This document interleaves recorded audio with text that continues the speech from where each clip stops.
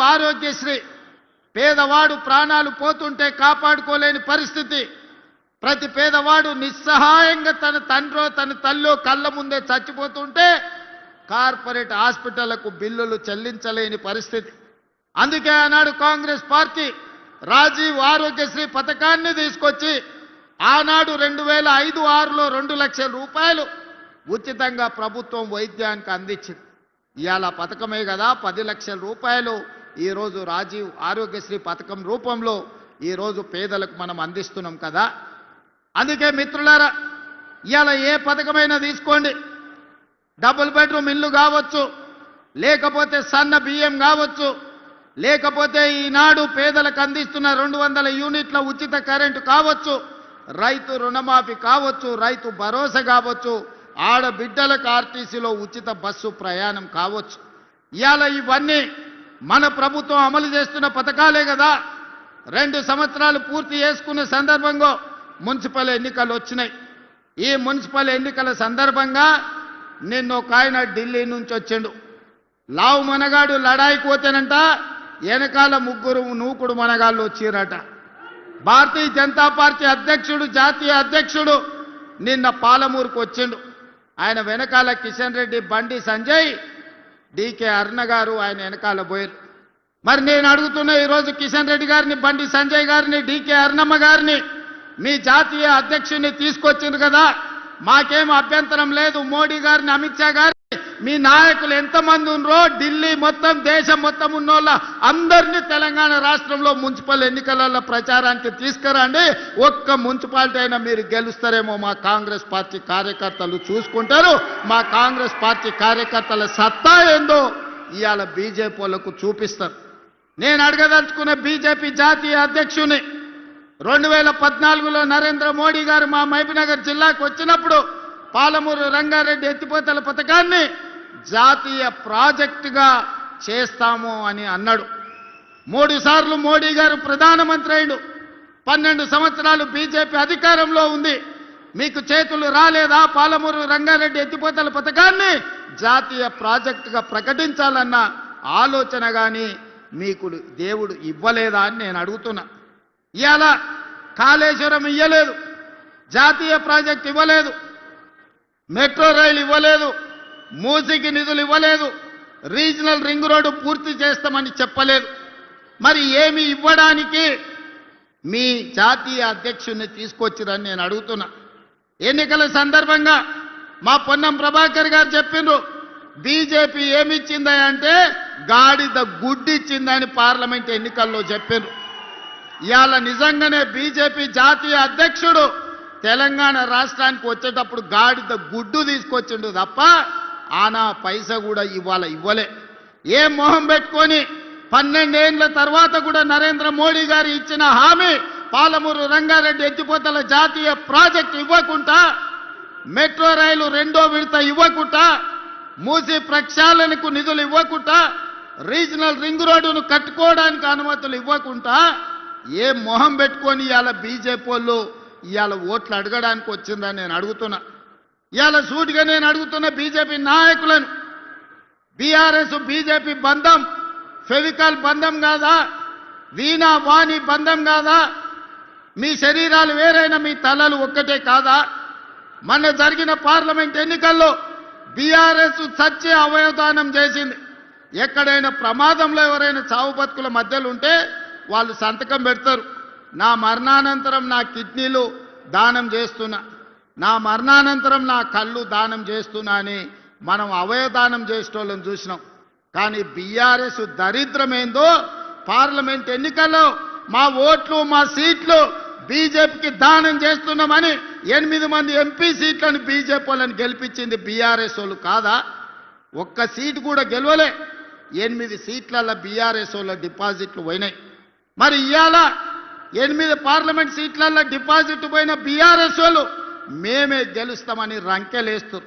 డిపాజిట్లు రాని బీఆర్ఎస్ సన్నాసులు రేపు మున్సిపల్ ఎన్నికల్లో ఎట్లా గెలుస్తారని నేను అడుగుతున్నా.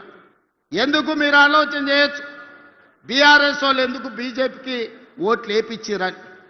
దోపిడీ చేసిండ్రు, వేల కోట్ల రూపాయలు కొల్లగొట్టిరు. ఇవాళ బీజేపీ జాతీయ అధ్యక్షుని హోంశాఖ సహాయ మంత్రిగా పనిచేస్తున్న ఈ జిల్లా పార్లమెంట్ సభ్యుడు బండి సంజయ్ గారిని కిషన్ రెడ్డి నేను సూటిగా అడుగుతున్నా.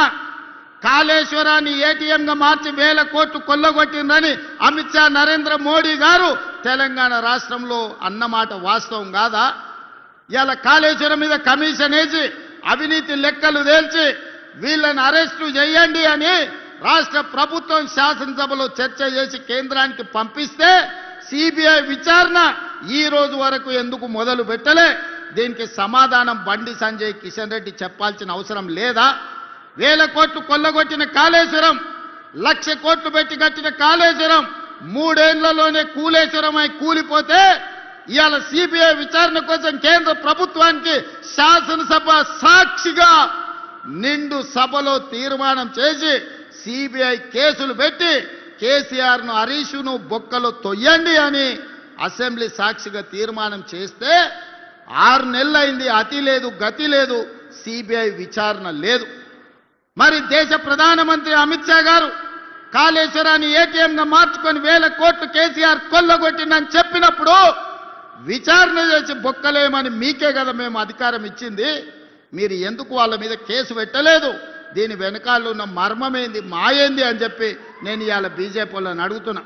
ఫార్ములా ఈ రేస్ పేరు మీద కోట్ల రూపాయలు కొల్లగొట్టి కేటీఆర్ గారు అవినీతి అక్రమాలకు పాల్పడ్డాడని చర్యలు తీసుకోవడానికి అనుమతి ఇవ్వమని, ఐఏఎస్ ఆఫీసర్ల మీద అనుమతి ఇవ్వమని కేంద్రానికి లేఖ రాస్తే 6 నెలల నుంచి ఢిల్లీలోనే ఆ లేఖ మూలుగుతుంది. ఒక పక్కన కాళేశ్వరంలో కేసీఆర్ హరీష్ను, ఫార్ములా ఈ రేసు కార్ల కుంభకోణంలో కార్ పార్టీ కేటీఆర్ను కాపాడుతున్నది బీజేపీ వాళ్ళు కాదా? ఇవాళ బీజేపీ బీఆర్ఎస్ బంధం రేపు మున్సిపల్ ఎన్నికలలో కూడా ఉంటుంది. ప్రత్యక్షంగా పరోక్షంగా కరీంనగర్ మున్సిపల్ కార్పొరేషన్లో బీఆర్ఎస్ బీజేపీ ఒకరికొకరు సహకరించుకొని కాంగ్రెస్ పార్టీని దెబ్బతీయాలని గూడుపుటాన్ని చేస్తున్న మాట వాస్తవం కాదా? ఇలా నిజంగానే చిత్తశుద్ధి ఉంటే ఎన్నికల ఓట్ల లోపల కాళేశ్వరం కుంభకోణం మీద హరీష్ను కేసీఆర్ను సిబిఐలో అరెస్టు చేయాలి. ఫార్ములా ఈ రేసులో కేటీఆర్ను అరెస్టు చేసిన తర్వాతనే బీజేపీలు తెలంగాణ రాష్ట్రంలో ఓట్లు అడగాలి. మీ కుమ్ముక్కు రాజకీయాలు, మీ ఫెవికల్ బంధం రాజకీయాలు తెలంగాణ సమాజం గమనిస్తలేదని మీరు అనుకుంటే మీ అమాయకత్వమే అవుతుంది తప్ప ఇంకొకటి కాదు.